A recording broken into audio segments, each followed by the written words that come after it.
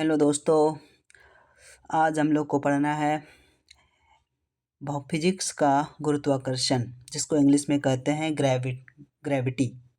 गुरुत्वाकर्षण क्या होता है? वो जो मैग्नेट की तरह काम करता है, चुंबक की तरह काम करता है।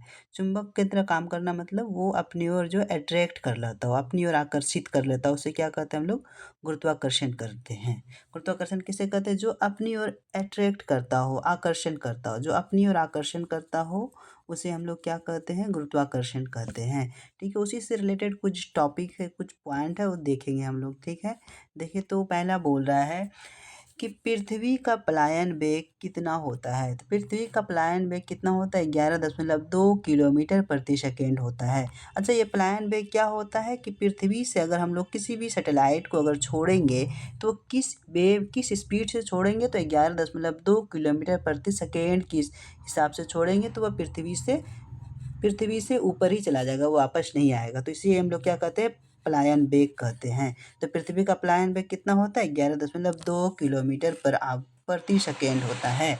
ठीक है, अब दूसरा क्वेश्चन है, यदि चक्कर लगाते हुए अंतरिक्ष यान से एक सेब छोड़ा जाए तो उसकी गति क्या होगी? अच्छा, ये बोलना चाह रहा है कि एक अंतरिक्ष यान है, स्पेस क्राफ्ट, वो एक सेब छोड़ रहा है। ठीक है, अगर वो सेब छोड़ेगा तो वो नीचे गिरना चाहिए, लेकिन नहीं, वो सेब नीचे नहीं गिरेगा। वो कहाँ क्या होगा? अंतरिक्ष यान के साथ वो वापस उसी के साथ गति करता रहेगा। जैसे एक अंतरिक्ष यान एल नाम का है, वो एक सेब को छोड़ा तो उसी के साथ वो सेब भी क्या होगा? मूव करते रहेगा। जैसे जैसे अंतरिक्ष यान मूव करेगा वैसे वैसे सेब भी मूव करते रहेगा। तो इसे क्या कहते हैं हम लोग? अंतरिक्ष यान जब एक सेब छोड़ता है तो उसी के साथ वो भी अंतरिक्ष यान के साथ ही सेब गति करने लगता है। तो यही यहाँ पर बोल रहा था। अब आगे देखते हैं हम लोग क्या बोलना चाह रहा है। आगे बोल रहा है, अंतरिक्ष यात्री निर्वात में सीधे खड़े क्यों नहीं रह सकते हैं? अच्छा, अंतरिक्ष यात्री जो होते हैं वो वैक्यूम में सीधा नहीं खड़ा रह सकते। क्यों? क्योंकि वहाँ पर गुरुत्वाकर्षण की अनुपस्थिति होती है। गुरुत्वाकर्षण जहाँ नहीं रहेगा वहाँ हम लोग खड़े नहीं रह पाते हैं।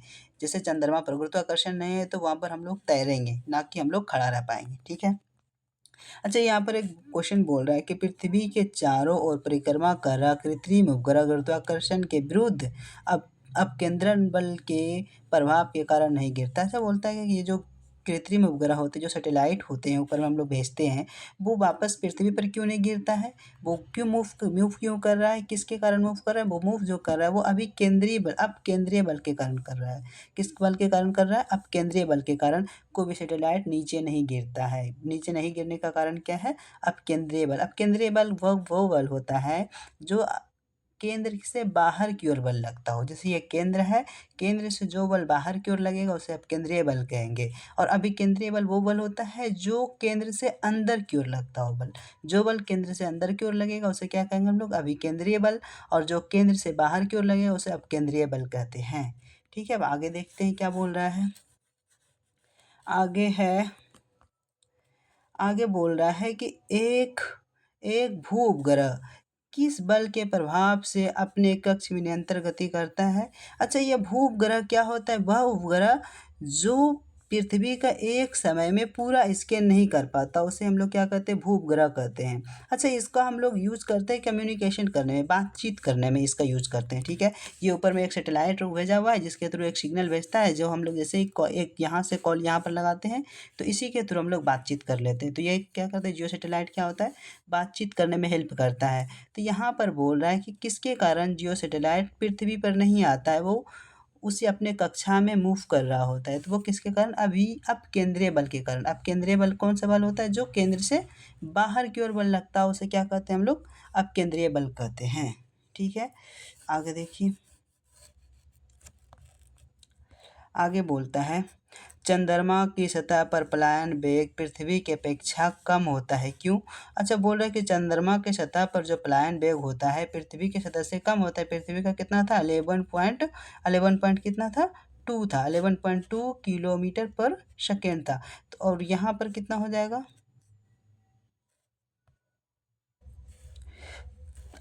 पृथ्वी पर कितना था 11.2 किलोमीटर था, तो यहाँ पर कितना हो जाएगा, यहाँ पर हो जाएगा चंद्रमा पर इसलिए कम होता है क्योंकि उसकी त्रिज्या पृथ्वी की त्रिज्या से कम होती है। पृथ्वी की त्रिज्या से कम होने के कारण इसका क्या होता है, पलायन वेग कम होता है। ठीक है, पृथ्वी की त्रिज्या से कम होने के कारण चंद्रमा का पलायन वेग कम होता है। आगे देखिए, बोलता भारहीनता की स्थिति किस कारण होती है। भारहीन की स्थिति कब होती है, जब गुरुत्वाकर्षण न्यूनतम हो जाता है, शून्य होता है। जब हम लोग का गुरुत्वाकर्षण जीरो हो जाएगा, जैसे पृथ्वी का गुरुत्वाकर्षण जीरो हो जाएगा तो हम लोग भारहीनता फील करेंगे, हम लोग का कोई वेट नहीं होने लगेगा। ठीक है, अब दूसरा क्वेश्चन बोल रहा है, एक लड़की झूले पर बैठी स्थिति में झूला झूल रही है, उस लड़की के खड़े हो जाने पर आवर्तकाल पर क्या प्रभाव पड़ेगा। तो बोल रहा है क्या कि एक लड़की है, वो झूले पे बैठकर झूला झूल रही है, तो उसके आवर्तकाल पर, टाइम पीरियड पर क्या आवर्त पड़ेगा, आवर्तकाल कम हो जाएगा। क्यों, क्योंकि उसकी जो लंबाई होगी वो घट जाएगी। जब लंबाई घटती है तो क्या होता है, जब लंबाई घटती है तो उसके कारण जब लोलक की लंबाई बढ़ जाएगी तो लोलक घड़ी क्या हो जाएगा, धीमी हो जाएगी, और लंबाई घटेगी तो क्या होगा, लोलक घड़ी तेज हो जाएगी। ठीक है, ओह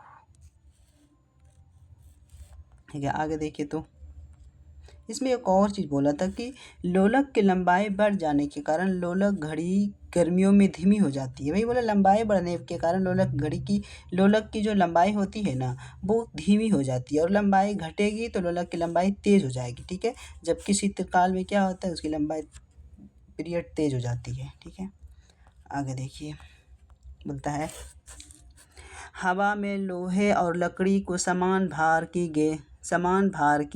गेंद को एक समान ऊंचाई से गिराने पर क्या प्रतिक्रिया होगी।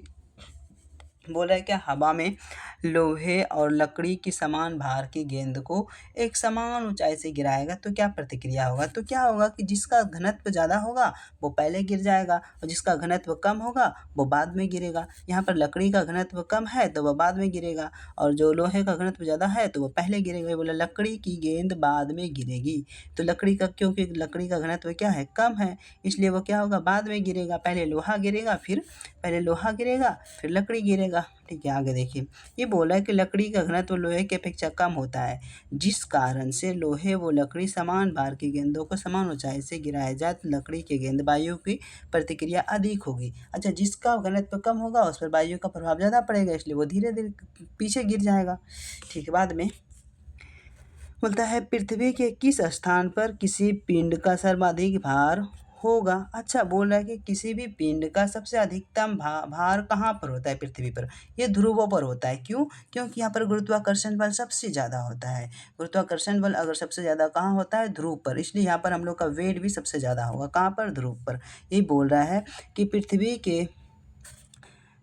पृथ्वी के केंद्र से ध्रुव की दूरी होने के कारण ध्रुवों पर स्थित पिंडों की पृथ्वी द्वारा अधिक गुरुत्वाकर्षण बल आरोपित होगा, इसलिए ध्रुवों पर इसका भार स्थिति अधिक होता है। ठीक है, अन्य स्थानों से अधिक होता है। तो क्या बोला कि पृथ्वी का जो केंद्र है ध्रुव के बहुत करीब है, इसलिए वहाँ पर गुरुत्वाकर्षण बल जो होता है वो सबसे ज़्यादा होता है, और किसी भी पिंड का सबसे अधिकतम भार कहाँ होता है, ध्रुव पर होता है। ठीक है, क्यों, क्योंकि वहाँ पर गुरुत्वाकर्षण बल सबसे ज़्यादा है। आगे देखो, बोलता है लिफ्ट में बैठे हुए व्यक्ति का भार कब सर्वाधिक महसूस होता है। अच्छा, लिफ्ट में एक व्यक्ति बैठा हुआ है, उसका भार कब सर्वाधिक होगा, जब लिफ्ट में त्वरित गति से ऊपर जाएगा। अच्छा, लिफ्ट में बैठा हुआ व्यक्ति अपना भार हीन कब महसूस करेगा, जब वो लिफ्ट नीचे त्वरित गति से आएगा, और जब भार बढ़ा हुआ कब होगा, जब ऊपर की ओर लिफ्ट ऊपर की ओर जाएगा तब। ठीक है, आगे देखिए, बोल रहा है कि भूतुल्य काली उपग्रह, भाई भू सैटेलाइट जिसको हम लोग जियो सैटेलाइट कर रहे थे, जियो सैटेलाइट जिसका आवर्त पीरियड कितना होता है, 24 घंटा होता है, जो एक बार पूरा पृथ्वी का स्कैन नहीं कर पाता। इसका उपयोग हम लोग किस लिए करते हैं, कम्युनिकेशन, बातचीत करने में उपयोग करते हैं। ठीक है, अब तो बोला इसमें कि तुल्य का उपग्रह का अवधि कितना होता है, तो अवधि 24 घंटा होता है। इस 24 घंटा में ये एक परिक्रमा पूरा कर लेता है। आगे देखो, तो यदि पृथ्वी और सूर्य के मध्य की दूरी दोगुनी होती तो सूर्य द्वारा पृथ्वी पर गुरुत्वाकर्षण बल क्या होता। अच्छा, सूर्य और पृथ्वी के बीच की दूरी अगर दोगुनी कर देंगे तो सूर्य पर गुरुत्वाकर्षण बल क्या होगा, जितना अभी है उसका 1/4 भाग हो जाएगा। ठीक है, आगे देखो, लोलक की समय अवधि किस पर निर्भर करती है? लोलक की अभी तो हम लोग बोले कि लंबाई पर, लंबाई बढ़ेगी तो लोलक की लंबाई, लोलक का टाइम पीरियड घटेगा, लंबाई घटेगा तो लोलक की टाइम पीरियड बढ़ेगा। ठीक है, तो लोलक की समय अवधि किस पर निर्भर करती है? लोलक की लंबाई पर। लोलक की समय अवधि किस पर निर्भर करती है? लोलक की लंबाई पर, याद रखना। आगे देखिए तो बोल रहा है, पृथ्वी का गुरुत्वाकर्षण बल यदि अचानक लुप्त हो जाए तो इसका क्या परिणाम होगा? बोलता है, अगर पृथ्वी पर से गुरुत्वाकर्षण बल को ही खत्म कर दे तो क्या हो जाएगा? पृथ्वी पर स्थित वस्तुओं का भार एकदम शून्य हो जाएगा, लेकिन द्रव्यमान अपरिवर्तित रहेगा। ठीक है, जैसे ही पृथ्वी का गुरुत्वाकर्षण बल खत्म होगा तो हम लोग का वेटलेस खत्म हो जाएगा, मतलब हम लोग कोई भी वजन फील नहीं कर पाएंगे, और लेकिन हम लोग का द्रव्यमान अपरिवर्तित रहता है, द्रव्यमान कभी भी नहीं बदलता है। ठीक है, आगे देखिए, बोलता है पृथ्वी पर की सतह पर जी का अधिकतम मान होता है, तो चंद्रमा पर जी का मान कम होता है, 1/6 कम हो जाता है वहाँ पर चंद्रमा पर। ठीक है, आगे देखिए, बोल रहा है पीसा की झुकी हुई मीनारें गिरती गिरती क्यों नहीं है, इसका क्या कारण है? तो पीसा की झुकी हुई मीनार जो होती है ना, नहीं गिरती है, क्यों? क्योंकि गुरुत्वाकर्षण के कारण नहीं गिरता है। किसके कारण? गुरुत्वाकर्षण के कारण। क्यों नहीं गिरता है गुरुत्वाकर्षण के कारण? अच्छा, केंद्र से जो गुरुत्वाकर्षण ग्रेविटी वाला बल जाता है, गुरुत्व वाला बल जाता है, वो ऊर्ध्वाधर के वर्टिकल में ही रह जाता है, जिसके कारण ऊपर के जो झुका हुआ है उस पर गुरुत्वाकर्षण का कोई इफेक्ट नहीं होता है, कोई फील ही नहीं होता है, जिसके कारण वो झुका हुआ रह जाता है। आगे देखो, बोलता है यदि कोई वस्तु ऊपर की ओर से गिराई जाती है तो उसके भार में क्या परिवर्तित होगा? अगर कोई वस्तु हम लोग ऊपर से गिराएंगे ना तो उसका भार में कोई भी परिवर्तित नहीं होता है, कोई भी चेंजेज नहीं आता है। ऊपर से किसी भी चीज़ को गिराएंगे उसका भार कोई चेंजेज नहीं होगा। ठीक है, आगे देखिए क्या बोल रहा है। आगे बोल रहा है, जब हम भूमध्य रेखा से ध्रुव की ओर जाते हैं तो जी का मान क्या होता है? बढ़ता है। जब हम लोग भूमध्य रेखा से ध्रुव की ओर जाते हैं तो जी का मान क्या होता है? बढ़ता है। आगे देखो, चक्रीय झूले पर झूलते समय व्यक्ति को बाहर की ओर धक्का क्यों महसूस होता है? क्योंकि अपकेंद्रीय बल के कारण। अच्छा, चक्रीय झूले पर जब झूलते हैं ना तो उसको बाहर की ओर धक्का इसलिए होता है क्योंकि अपकेंद्रीय बल के कारण। अपकेंद्रीय बल किधर लगता है? सर्कल से बाहर की ओर, केंद्र सर्कल वृत्त के केंद्र के बाहर की ओर। ठीक है, इसलिए वो अपकेंद्रीय बल का फील करता है, बाहर की ओर फील करता है। आगे बोल रहा है कि विभिन्न द्रव्यमान वाले दो पत्थर एक साथ किसी इमारत की छत से गिराया जाए तो कौन पत्थर जमीन पर गिरेगा? दोनों एक साथ गिरेगा, क्योंकि दोनों का घनत्व क्या है? दोनों एक ही पत्थर ही है, तो दोनों का घनत्व तो सेम है, इसलिए दोनों पत्थर एक साथ गिरेगा। ठीक है, आगे देख लीजिए क्या बोल रहा है, गुरुत्व और गुरुत्वाकर्षण। सूर्य एवं अन्य ग्रह गुरुत्वाकर्षण के कारण ही सभी ग्रह लगभग वृत्ताकार एवं निश्चित कक्षाओं में सूर्य की परिक्रमा करते हैं। क्या होता है, सूरज और जितने भी ग्रह होते हैं वो गुरुत्वाकर्षण के कारण ही क्या करते हैं, एक वृत्ताकार और निश्चित कक्षाओं में क्या करते हैं, घूमते रहते हैं। किसके कारण? ये जो सूर्य और अन्य ग्रह भी जो होते हैं वो अपनी कक्षा में जो मूव कर रहे होते हैं, घूम रहे होते हैं, किसके कारण? गुरुत्वाकर्षण के कारण घूम रहे होते हैं। ठीक है, गुरुत्वाकर्षण नहीं होता तो मूव नहीं करता। ठीक है, आगे देखो, बोलता है पृथ्वी के गुरुत्व एवं चंद्रमा के गुरुत्वाकर्षण के कारण ही चंद्रमा एक निश्चित कक्षा में घूमता है। बोलता है जो पृथ्वी है और ये चंद्रमा जो है, चंद्रमा पृथ्वी के चारों ओर चक्कर लगाता है, किसके कारण लगाता है? गुरुत्वाकर्षण बल के कारण लगाता है। आगे बोल रहा है, सूर्य चंद्रमा पृथ्वी के गुरुत्वाकर्षण के कारण पृथ्वी पर समुद्र में ज्वार भाटा आता है। अच्छा, सूर्य चंद्रमा और पृथ्वी के गुरुत्वाकर्षण के आंतरिक क्रिया के कारण क्या आता है? समुद्र में ज्वार भाटा आता है। ये बहुत अच्छा है, याद रखना। आगे एक पॉइंट बोल रहा है गुरुत्वाकर्षण के सर्वाधिक नियम का सिद्धांत प्रतिपादन किसने दिया था? सर आइजैक न्यूटन ने दिया था, जिसको हम लोग कैपिटल जी से डिनोट करते हैं। इसका वैल्यू होता है 6.67 इंटू 10⁻11 न्यूटन मीटर होती है। ठीक है, तो कैपिटल जी होता है, इसका वैल्यू होता है 6.67 इंटू 10⁻11 न्यूटन मीटर स्क्वायर। ठीक है, तो ठीक है तब फिर बागे ये अगर मेरा यूट्यूब चैनल है साइंस विद अमजद, उसको अगर वीडियो अच्छा लगा होगा तो शायद सब्सक्राइब जरूर कर ले मेरे चैनल को। और बाकी थैंक यू।